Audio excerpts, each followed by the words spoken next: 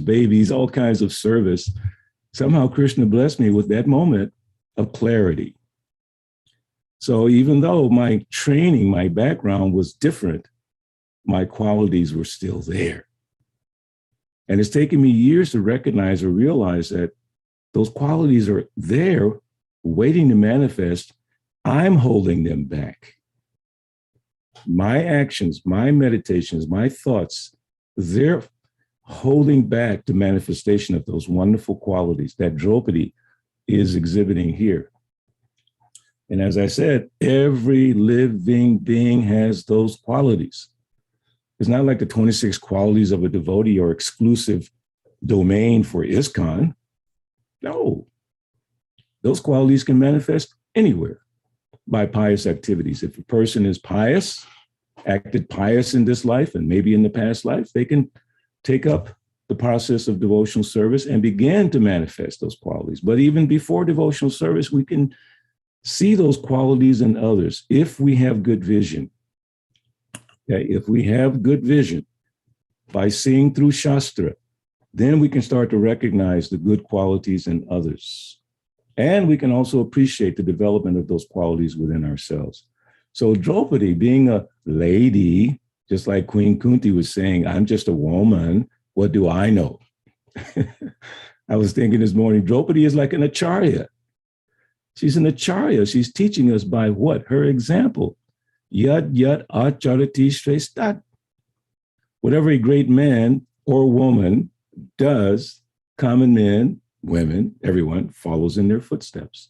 That's a very important verse.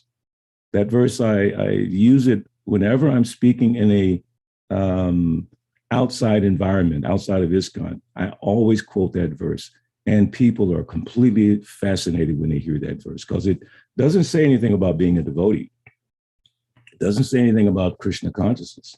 It doesn't say anything about our movement. It just says, whatever a great man does, common men follow. And in the purport, Srila Prabhupada says, people in general always require leadership, a leader. So is Draupadi not a leader? Absolutely, she's a leader. She's teaching by her example. How much suffering has Draupadi gone through? I mean, she was brought into the assembly of all the great powerful Maharatis and great generals and all, and then her chastity was put on display and they tried to disrobe her in public. As we mentioned that the other day, that is just horrible. And then now her sons have been killed. And she's saying, I don't want to cause pain for Dronacharya's wife because he already knows the pain that she's gone through. And she doesn't want to see that pain inflicted on anyone else. So as a devotee, she doesn't want to see that pain. Now, this reminds me very vividly of Arjuna in the first chapter of Bhagavad Gita, because it's almost like exactly the same, that he's willing to forgive the persons who have caused so much pain for him and his family in this battle. After he realized and he saw who he had to contend with, just like here Draupadi is saying, I don't want to cause suffering to Dronacharya's wife. So Arjuna is saying to Krishna, I don't want to cause suffering to those on the other side. If I cause suffering to them, it will reflect in their families. There will be Varna Sankara. There will be unwanted population. There'll be so many things, so much suffering that I will be part of. I don't want to do that, Krishna. Now, the difference is Krishna wanted Arjuna to fight for the sake of Dharma, because Krishna comes to preserve and protect Dharma. Idai dharmasya glani bhavati bharata. So he comes to protect this Dharma, and to do that, he will destroy the miscreants and protect the devotees. But Draupadi, on the other hand, she's not being asked to fight, but the same quality is coming through. The same quality of forgiveness is manifesting. As I said from the beginning, everyone has those qualities, and they cannot be held down as you make advancement in life and in spiritual life. As a human being who's not a devotee becomes a better human being, and you can check that by looking in the Bhagavatam. There's actually verses that talk about preliminary qualities to the Varnashram system of human beings. I believe it's in the 7th canto. Prahlad Maharaj, but there's some qualities that human beings have prior to coming to the stage of varnashram and the higher elevations in life. So these qualities are there, and they are retarded in the sense that, we don't focus on them. We don't engage in activities that will cause them to flourish. But then you see human beings starting to do things that are good things. Like, for instance, in the 12th chapter of the Bhagavad Gita, and I found this very interesting. The first time I had it pointed out to me was probably 1974 by a devotee named Hamza Gati. And he was pointing out that in the Bhagavad Gita, chapter 12, what text is that? It's either 11 or 12 before 13 and 14, which we'll talk about a little bit later, in a purport, because Krishna is saying in the 12th chapter, if you can't, worship me like this, then do like this, then do like this, and do like that, and finally do like that. But in the purport, Prabhupada says, there are two kinds of persons mentioned in that purport, where it says a devotee who cannot manifest their devotional life or consciousness because of the parents and the friends and the social structure. If that person gives in charity, that's counted as devotional service. But then Srila Prabhupada says something so remarkable. But there's another person who has no interest in Krishna, zero.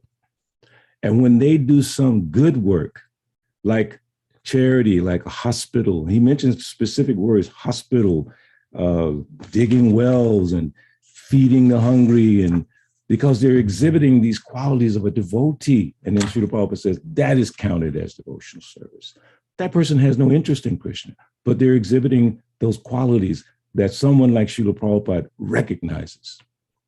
That's the quality that we want to emphasize in human society. It's not that we only recognize people when they reciprocate with us as devotees, and they either purchase a book or they come to a festival or do something of that nature. Then we say, oh, you're a good person. No, we look for those qualities. So Draupadi she's giving like the gold standard of good qualities. And then Arjuna similarly is exhibiting the gold standard. Even Yudhisthira Maharaj, who's he's very remorseful at the end of all of this. He's not very happy with all the suffering that was caused. Why? It's the same qualities. So at the end of the Bhagavad Gita, end of the first chapter of the Bhagavad Gita, I want to go to that first. This is very interesting. The last verse in the first chapter of Bhagavad Gita, text number 46. Sanjaya said, Arjuna, having thus spoken on the battlefield, cast aside his bow and arrows and sat down on the chariot, his mind overwhelmed with grief. Now listen to the purport, very short. While observing the situation of his enemy, Arjuna stood up on the chariot, but he was so afflicted with lamentation that he sat down again, setting aside his bow and arrows. So you have to put that into your mind. This great Maharati, this great fighter who's pleased Lord Shiva, he's got the Bogandi, he's got so many, as Prabhupada says, so many certificates, military certificates of accomplishment. Like you see all the soldiers with all the stars and bars and all that. So Arjuna has all of that. But now he can't even stand up. That means his knees are shaking. He's like, maybe Prabhupada says sometimes, you can imagine he's crying. And he's just like overwhelmed with grief. But he's a Kshatriya, qualified. Listen to the last sentence, which is amazing. Such a kind and soft-hearted person in the devotional service of the Lord is fit to receive self-knowledge. Thank you for posting that, showing that. Look at that. Such a kind and soft-hearted person in the devotional service of the Lord, last part, is fit to receive self-knowledge. So we've been talking about this a lot in our Bhagavad Gita readings, that you can easily misunderstand Arjuna, easily. Without the help of a devotee of Krishna studying Bhagavad Gita, you would totally misunderstand Arjuna. You would call him a coward. You would say he's, derelict in his duty, all kinds of negative connotations you can apply to Arjuna, because look at him. He's in front of Krishna and he's shaking, bow slipping from his hand, practically crying, sitting down. I can't fight. I won't fight. This rascal, who is this Arjuna? But Prabhupada clarifies the whole thing in just a little part. Soft-hearted person. Soft-hearted. He is fit to receive knowledge. Wow. That's encouraging. That these qualities, when they start to manifest, in spite of our social obligations, Arjuna has a social obligation to fight, and he will do it because Krishna wants this fight. Of course, Draupadi, there's no fighting. Same quality comes through. Sympathetic, forgiving. And practically, Arjuna is saying, better I die on this battlefield than to cause this kind of pain. Better I don't even fight, just become unresisting. I just don't want to do it. That's not a sign of weakness. It's petty weakness described by Krishna later on, because he's trying to educate Arjuna. Where have this petty weakness of heart? Where has this come from, Arjuna? This petty weakness of heart, because he's trying to get Arjuna to follow his instruction to do what he wants done. But simultaneously, Srila Prabhupada is clarifying, recognizing that these are the qualities of a devotee. Devotee is always forgiving. Devotee is always loving. But as I said, for me, that was a difficult transition, because I came from a background where retaliation was part of my lifestyle.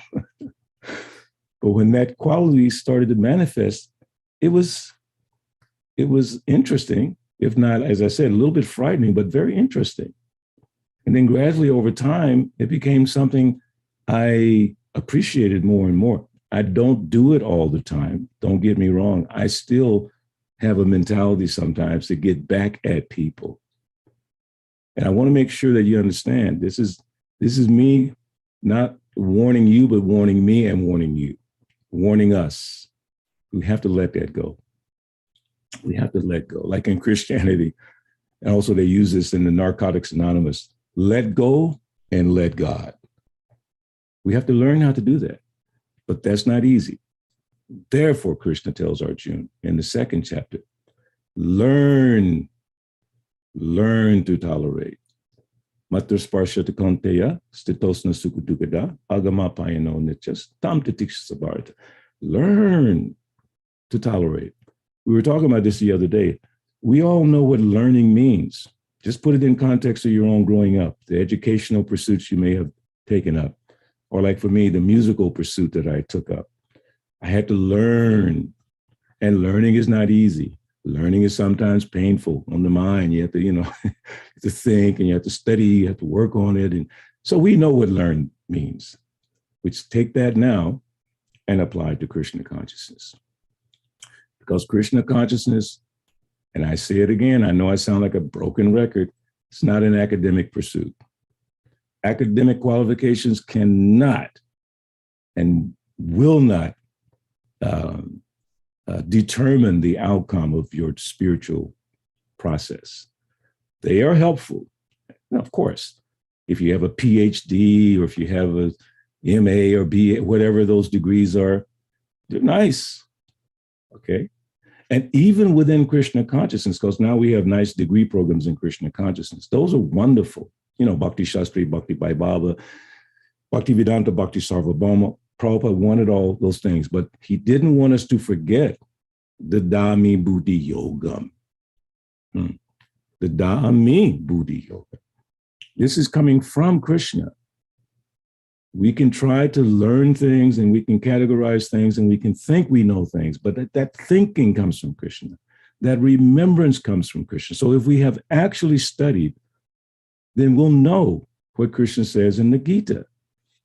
What is that? Sarvasya chaham ridishani vichto, matasmatir gyanam apohanam cha, vedaischa sarvaham eva veja, vedanta krid veda vedeva. Everything is coming from Krishna. But the bewildered spirit soul, meaning us, prakriti kriyamanani gunai karamani sarvasaha, ahankara vimuratma. We're fooled by the false ego. Don't think that because we're devotees and we chant 16 rounds and we do some nice service, we have second initiation, we're all these wonderful things, we have positions in service, that we are exempt from being affected by these things. We are protected as long as we stay within the protection. What is that staying within the protection? Sadhana bhakti. Sadhana bhakti is like the razor's edge. If you're walking on a razor's edge, it is quite dangerous. And if you're not careful, you'll cut yourself. So in devotional service, sadhana bhakti means you must be careful. Practice very carefully, attentively, the practice. And we're going to slip. We're going to have distractions. All these things are going to happen. But if we really pay attention, then we get vijnana. Because jnana is a little easier to understand. Getting knowledge, like I said a few minutes ago, that we know how to learn things. So we can gather knowledge, jnana. But then, in order for that jnana to become something that you relish, something that you want to be like that, that's called vijnana. How do you get vijnana? Practically applying. Every time you hear a class, and I've said it before, there's something said in every class over the course of half an hour, 45 minutes, 1 hour, whatever. At least one thing I know you can get from every class you've ever heard, from any devotee. Doesn't matter if they're guru, sannyasi, temple president, older Prabhupada disciple. It can be a small child. But there's something. And then you take that one little thing that you heard and remembered, and you take it that day and do something with it. I remember once I was listening to a class by Gokula Ranjana Prabhu. He was the temple president. I was vice president. He was temple president. And he was reading from the 5th canto. And in the purport, Prabhupada says, they go to work 2 hours and they come home 2 hours. And as my brain started rocking, and I wrote a song in that class. I didn't mean to, I'm not saying, don't pay attention to the class, but it just came upon me like that. I wrote the song, boom, like 5-10 minutes. And in the song, it says, 2 hours there, 2 hours back. What can I say? Hope against hope. Because in the purport, Prabhupada said, hope against hope. They're going to work 2 hours, coming home 2 hours, and hoping to be happy, hope against hope. So I wrote a song called Hope Against Hope, just by something that was brought up in the class. I mean, you can change your whole life based on something you hear in a class. For instance, what is my godbrother's name? Now I can't think of his name. He was actually in Philadelphia. Gora Hari. He was at Gita Nagari, and he was also in Philadelphia a long time ago. So he gave a class in Atlanta. And the class was just ecstatic. You know what he said at the end of the class? He said, now let's take all this enthusiasm, let's take all this excitement, and let's go out on the street and preach. And that stays with me to this day, that whatever I'm hearing, whatever I'm learning, I'm meant to take this out to the streets, out to the world, or share with a devotee. Like a lot of times, Haryesh and myself, we get together after class and we start sharing different things that we talked about in the class, and we go deeper and deeper. Sometimes our conversations are like 2 hours, just talking about it, the one little thought that came out. So that is vijnana, which comes from application. You don't get that unless you apply. You must apply. Whatever you're learning, you must apply. I guess that might connect us to the other verse, which I said is not exactly connected to this verse today, but it talks about the Brahmanas. The Brahmana order of society, or the saintly, spiritually advanced caste or community, and the members of such highly elevated families were always held in great esteem by others. So yes, it does connect in the sense that if we're talking about the Brahminical lifestyle, it's very respectable. We should show respect to that class if they're following the standard practices. So in Bhagavad Gita, what is that verse? Samoham, what is that? Now I can't think. The Brahminical verse in the 18th chapter. Come on, somebody help me real quick. What's that, Prabhuji? You were saying, Samoham sarabhutesu name dvesati na priyaha yogajanti tumam bhaktya maitete suchapyaham. That's a beautiful verse, but it's not exactly the one. Samodhamas tapasya. Yes. Samodhamas tapasya. Shantir. Oh, keep going, keep going. Finish it, Krishna. Samadamas tapasachak shanti Arjavam. evacha. Jnana. Jnana vijnana Astikyam. asikam Brahma karma. brahma karma. Svabhavajam. So if the person is practicing that, we totally respect. But Prabhupada called it, sometimes in India, tu paisa brahmana. A paisa is almost useless nowadays, like pennies. Who uses pennies anymore? So paisa is almost like useless. So some people, you can buy a Brahmin thread for 2 paise. And you can put it on and you can show it. I'm Brahmin. I remember one man in Atlanta, he pulled out his thread. He said, I am Brahmin from birth. I am Brahmin. And smoking cigarette in the other hand. And I said, you're right. I respect you as a jiva soul, but not your practice. So this practice of Brahminical life, for us, whether we're second initiated or not, is a practice. It is a learning. That's where the respect comes. People respect devotees because they think by our dress, we must be renounced. We must be religious. Look at these people. My God, they shaved up. They have all these robes on. Wow, they must be really, really religious. To a large extent, that's true. But we know there have been devotees who wear the dress, but don't do the practice. So my main point is about the vijnan. That is the practice. Whatever we learn, we apply. When we apply it, it becomes internalized.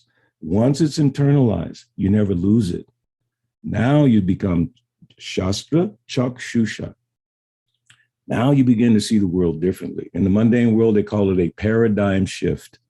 You stop seeing the world in this kind of like, blinders. You see a broader world. Oh, wow, I never thought of it like that. That's called the aha moment. So in Krishna consciousness, we take the blinders off. Like they put the blinders on a horse or mule, so it can only go one direction like that. But then we take the blinders off. I'm not this body. Wow. Whole nother world opens up. Now, not only am I not this body, that no one else is their body.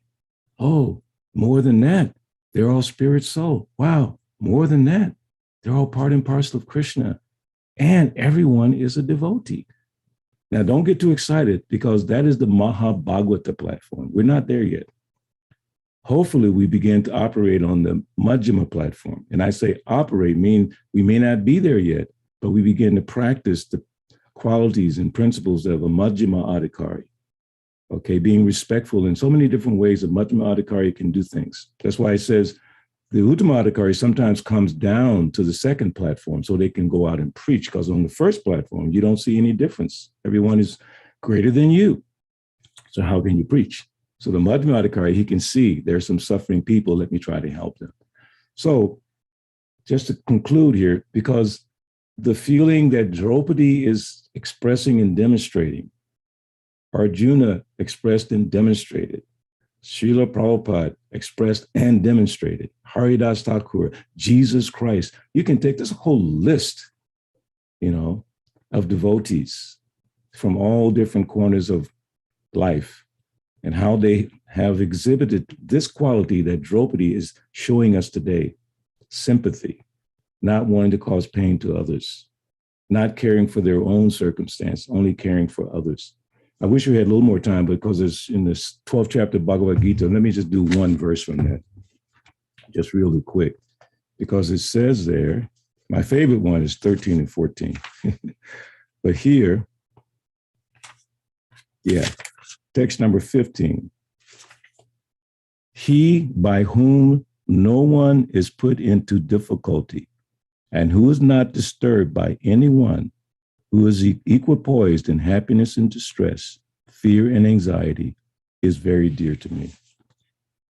So I'll finish with that, because that's exactly what Draupadi is showing us, and all the other great Vaishnavas. So thank you. Hare Krishna, Krishna Krishna, Hare Hare, Hare Ram, Ram Ram, Hare Hare.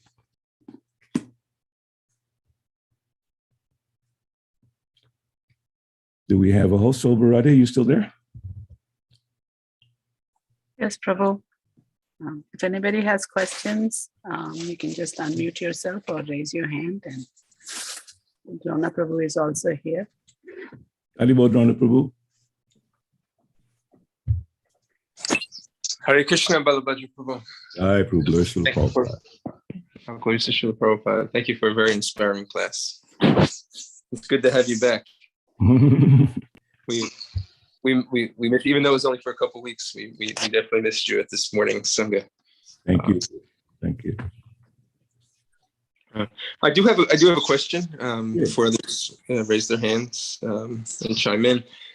You spoke very nicely about the qualities of a devotee, mentioning both Draupadi and then also Srila Prabhupada talking about Arjuna's compassion. And then you also talked about we have to learn. So it's learning. It's a process, and it's not necessarily easy.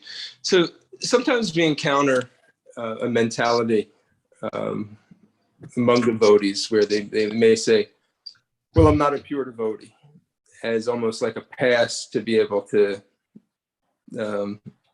act rudely, or I'm not a pure devotee, so therefore I'm allowed to tell you off, or I'm not perfect. And we even see this mentality in the material world where somebody says, "Well, I'm not perfect," so give me a pass. So how can we understand that maybe just is that okay, or even if we're not perfect, how do we control ourselves in that way and not kind of give a concession for that? Well, there's two parts to that. One part is how you conduct yourself. The other part is how you deal with the person who's acting that way, asking for the pass. Don't give yourself a pass, but be patient with yourself. Don't give yourself a pass, but be patient. See, being patient requires intelligence, okay? I can intelligently wait for something. I know what's going to happen if this thing comes about, so I can patiently wait for it because I have the intelligence to know what the outcome is. That's why this one mundane quote that says, "Begin with the end in mind." I know what I want at the end. I want pure devotional service. Utsahan is not daryat. Be patient, enthusiasm and patience are so important. Be fired up, but be patient.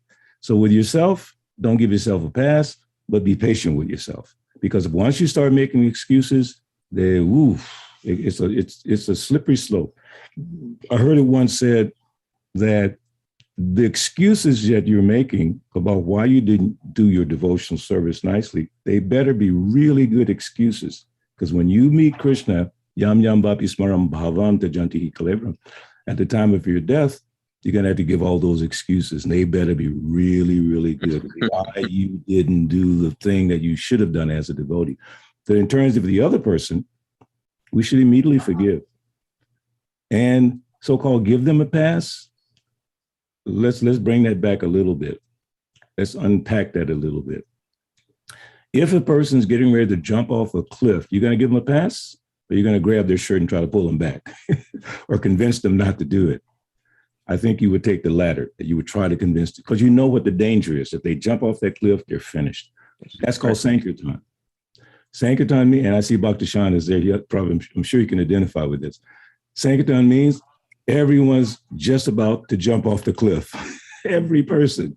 So you have to figure out a way to cut through their maya and get them to take the medicine that will save them.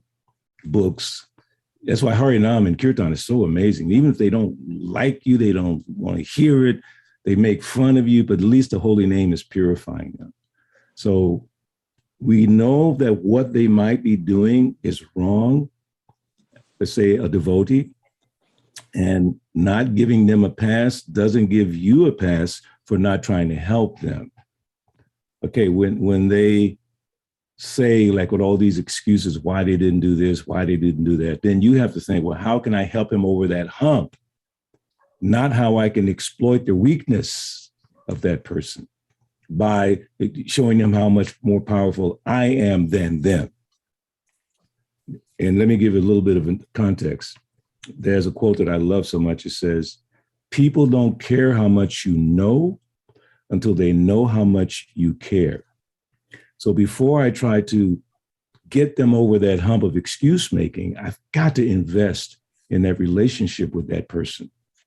so that when the time comes where they need help, and I know I have the resources to help them, they won't think that I'm trying to exploit them, because I've already demonstrated over time that I love them. Devotees are so hesitant to use the word love. It just drives me crazy. I mean, how many times do you say to a devotee, I love you, Prabhu? I mean, men kind of feel uncomfortable. What am I, homosexual? No, it's just, we love each other. We should love each other. I mean, of course, the men don't say to the women, I love you, Mataji. Sometimes like to, Benjavali, she's like, she and I are about the same age. And so I said, Mataji, I love you so much. I have so much love and respect for Benjavali. We're so close, I just have so much love for you, Mataji. I love you so much. But I love all of you. But I'm not going to say it to all the Matajis exactly. But the point I'm saying is that build a relationship. So when you can detect that the person needs help over their excuse-making habits, when you try to give them that help, they won't think you're exploiting them. But if you don't invest in a relationship, the immediate response from that person, well, who are you talking to? I mean, you're no better than me, and blah, blah, blah. I'm sure you experienced that a lot. So that's my understanding of it. And I try to apply that in my dealings. And I can say I've had some success with that over time by investing in a relationship, waiting. If they're going to jump off the cliff, I'm going to grab them. But if they're just, inching by, I'll wait, make sure the relationship is strong. And then I'll try to insert some ideas, some guidance, some examples to help that person over that excuse making, because excuse making is not good for a devotee, especially when there's an opportunity to serve Krishna and you make some excuse why, or like you said, Donna, you're not chanting your rounds properly, you're not doing this and that properly. And he said, well, what do you expect? I'm just a neophyte and all that kind of thing. And yes, we're neophytes, but in order to make progress, we need to do certain things. So that's my understanding. Maybe if anyone else want to share some thoughts on that. Thank you very much, Prabhu. Thank you. Anyone else? Hare Krishna. Hare Krishna. Krishna Kirtan Prabhu. It's a very nice subject you brought, Brahminical culture. A devotee is by default should have double of those Brahminical cultures. And I'm hearing that, from the managements, we see that how in ISKCON we have transitioned from temple-based devotees to congregation-based devotees now. It's all over the world, especially, or at least in America, I know it's like that, congregation-based. When it's congregation-based, when you live in the temple, you go through a proper training. I just lived in the temple for 7 days because my pujari was out. So it puts us by default, the deity puts us in a regulation. So the progress is very rapid. I see in temple, if properly utilized, if we really follow on that mode, engaged. So I see that Brahminical culture, not culture, qualities, will very, very rapid and live in the temple. But now in congregation-based, it's good in one sense. We don't have to do much management, all these things. But we most of the time will live with worldly association. So worldly association, we have to work out, so we deal with people, so many people. So what is your thought? Do you think there's a compromise or this slow in process? I don't know. I'm putting this point on you. Thank you. Oh, very good point. I mean, because we, for the most part, devotees have to work out in the outside world, either in education pursuits or job or raising family. Therefore, the verse that guides me is 3:21, Bhagavad Gita. What is it? Yad yad acharati shrestha. Whatever a great man does, common men follow. So as they say, the onus of proof is on us. We go out into the world doing whatever we do. Reflect on Arjuna. He wanted to pull away from the world, right? He wanted to not fight in the battle, which was his quality. He could fight. He was a Kshatriya. but he didn't want to fight because he was faced with all this anxiety, all the pressures of the social structure of the time, big social structure, Vedic social structure. And he could see on the other side, Dronacharya, Bhishma, so many things. I don't want to do my duty, Krishna. I'm qualified, but I don't want to do it. It's too uncomfortable. So to your point, if we have truly brought Krishna consciousness into our life and practice it, so when we go out into society, guess what? We will have an impact on the people that are around us who may not be devotees. And for the most part, wherever you work, probably most of the people are not devotees. So then you're faced with, well, am I going to become absorbed in their habits and their culture of drinking and eating stuff and all kinds of nonsense talk? Or am I going to conduct myself in such a way that they become attracted to what I do? I'll give you a personal example. Before I even moved into Temple, I was a nightclub singer in Atlanta.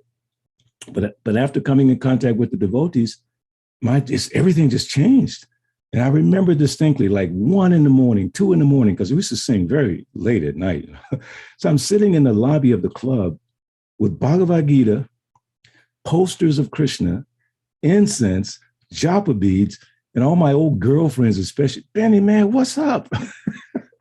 And I bring them over, sit them down and explain about Lord Brahma and this and that. And they were like, kind of probably thinking, Benny's going crazy, but it sounds pretty cool. So it was on me to preserve what I had learned.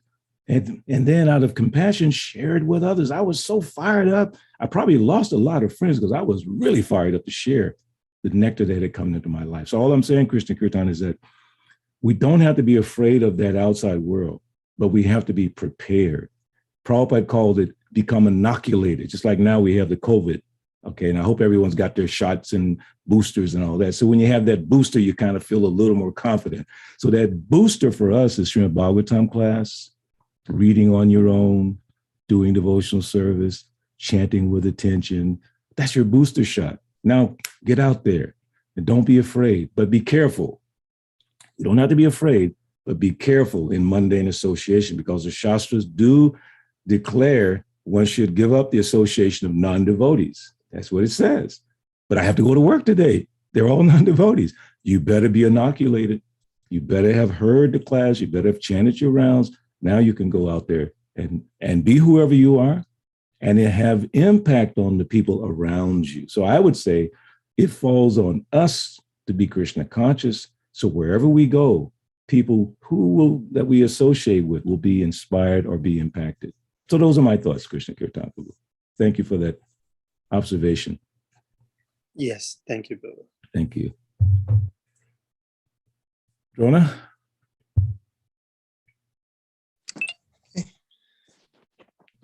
Any more questions for Balabhadra Prabhu before we end today's Bhagavatam class? Hare Krishna, Prabhuji, Dandavat Pranam. Hare Krishna, Ram Sham. Yeah, Prabhuji. So nice class, Prabhuji, full of nectar. So, yeah. Prabhuji, just I wanted to clarify on one question which came in the talk. Like to stay on the dham in the nectar of devotion, we also through. And last year we went to that New Vrindavan. We stay there for 7 days, kind of. So in the dham or the temple, to stay in the temple, it is kind of mentioned like we should stay for 3 days, not more than that.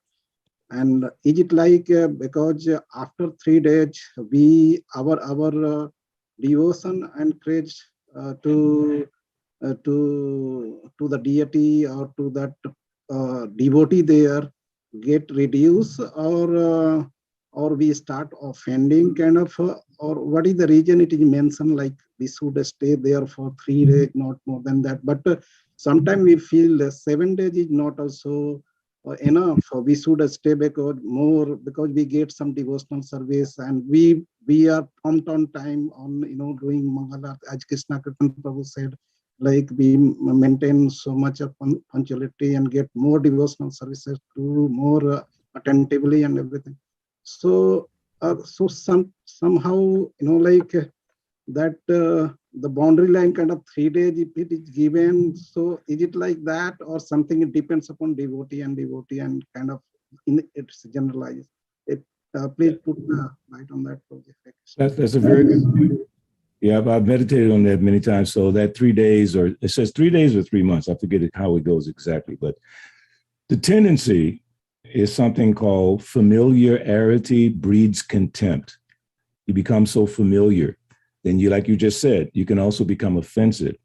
But I know when I went to Vrindavan the first time in 1976, and Srila Prabhupada was there during that time, we were there for, oh my God, probably almost 2 weeks practically. But every day we heard Prabhupada's class and kirtan and parikram and so many things, you know. So that statement, I believe, correct me if I'm wrong, I believe it came from Srila Bhakti Siddhanta. That I'm trying to remember exactly where that statement came into ISKCON. So the warning is, don't become familiar with Vrindavan and you start relaxing and trying to enjoy Vrindavan in a mundane way. You can stay for weeks, months, years, whatever. Many devotees have been there for a long time, okay? So it makes no sense. Okay, you can only stay 3 days. Or give more time, like you just said, and cultivate devotional service. Vrindavan and Mayapur, Jagannath Puri are meant for cultivation. As long as you're cultivating and you're consciously aware of the cultivation and your own limitations and faults and all that, stay, be conscious of those things, keep them in check. And remember, like Akura, before Akura went to Vrindavan, he was meditating. When I get to Vrindavan, I'm going to roll in the dust. He was meditating on Vrindavan, how I'm going to act in Vrindavan. And when he got there, he did it. He was just absorbed. So when you go to Vrindavan, realize where you are. Okay? My God, you're in Vrindavan. When I went to Vrindavan the first time, I was scared. You know why I was scared? I'm walking down Bhaktivedanta Road at night and I'm thinking, oh my God, Krishna may come out of the bushes. So I was looking like, this is Vrindavan. Oh my God, I don't know what I would do. I was kind of lucky to have that thought because it was ecstatic, but I was really scared. And then we go into Parikram and there's little spaces, little places, someone Krishna used to do this and then, wow. So I would just say, Prabhu, going to Vrindavan, you must prepare yourself for Vrindavan. Don't just buy a ticket, just go there. You got all your shopping list, all the stuff you're going to buy and blah, blah, blah. Go to cultivate. Like Prabhupada says, going to the holy place to take a bath and not to associate with the saintly persons. That's a whole process. So it's all about preparing yourself when you go to the holy dham, remembering where you are, the great benefit of being there. So you can stay as long as you like. So thank you. Yeah, thank you, Prabhu. Thank you for clarifying. Hare Krishna.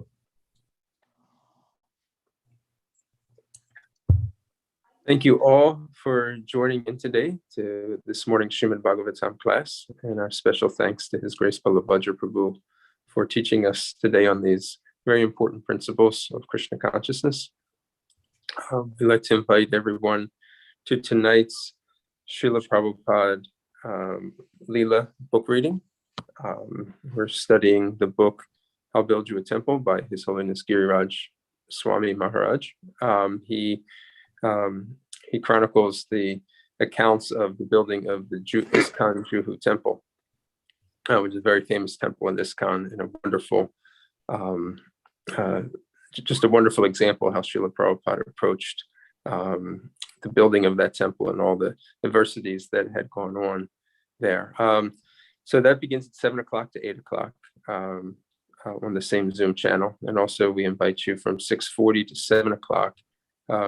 Vishnu Prabhu is teaching the devotees how to chant different shlokas. So if you're interested in learning shlokas, pronunciation, memorization, how to do that, please join us tonight at 6:40 to 7 o'clock, followed by Srila Prabhupada Leela night. Everybody have a wonderful Krishna conscious day. And again, special thanks to His Grace Balabhadra. Hare Krishna. Thank you, everyone. Thank you very much, Prabhu. Thank you very much, Prabhu. Atitanam Bhavanevyo, Vaishnavevyo, Namo Namaha. Hare Krishna. Thank you. Thank you, Prabhu.